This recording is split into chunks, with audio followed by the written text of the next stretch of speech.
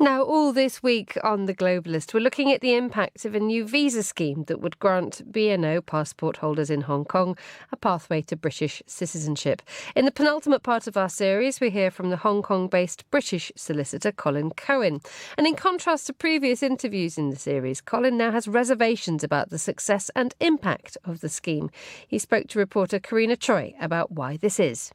Emigration from Hong Kong to other places has been going on all the time. There's always people who wish to move. Now, whether or not this proves it's going to be successful with the numbers, I think that number by the UK government was pulled out of maybe some air.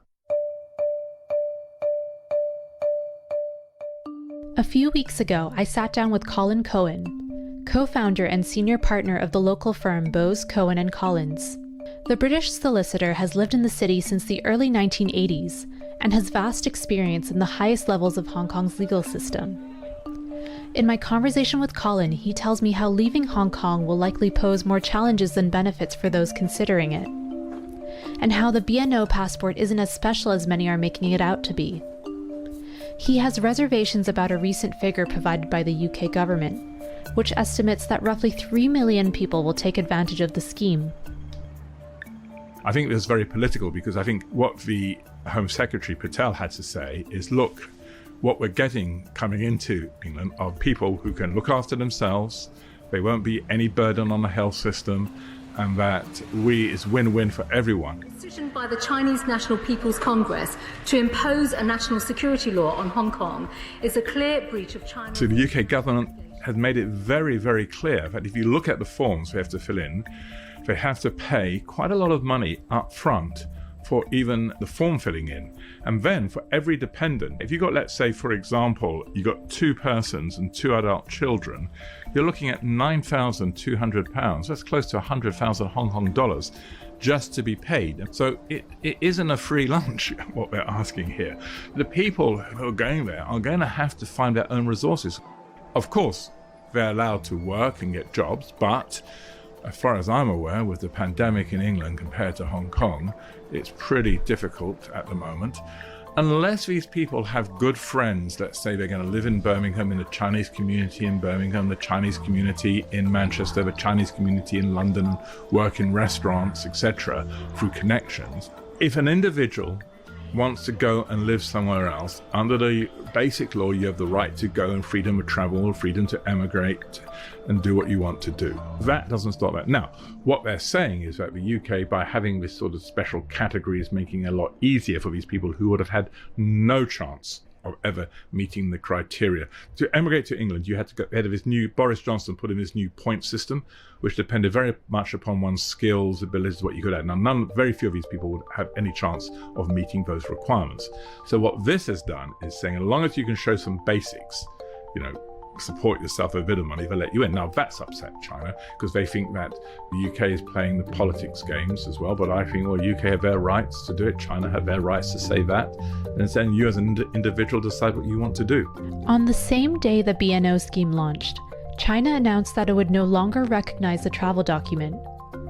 But will this latest move stop Hong Kongers from leaving? I'm not convinced that people are going to be stopped from going. There's only one thing they could do. They could try to go into saying the Chinese, you can't have 2 sets of nationality.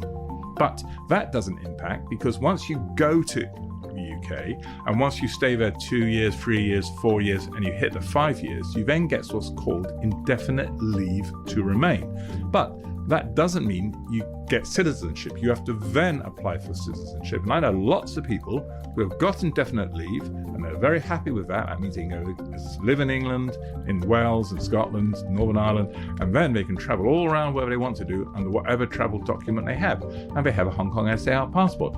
And I don't see the Hong Kong authorities, nor do I see the Chinese authorities, sort of stripping one's citizenship. That's a very, very, very robust step to take, and I've not seen anybody saying that. As we covered earlier in the series, the BNO was offered to Hong Kongers before the city's handover to China in 1997. It was merely a passport that could allow Hong Kong residents to stay in England for 6 months. However, as Colin explains, its utility and benefits weren't always clear. The BNO was not number one favorite sort of travel document. When the handover took place in 1997, with the Commonwealth, with British dependent territories. It says British dependent territories. They offered this BNO travel document to many, many people.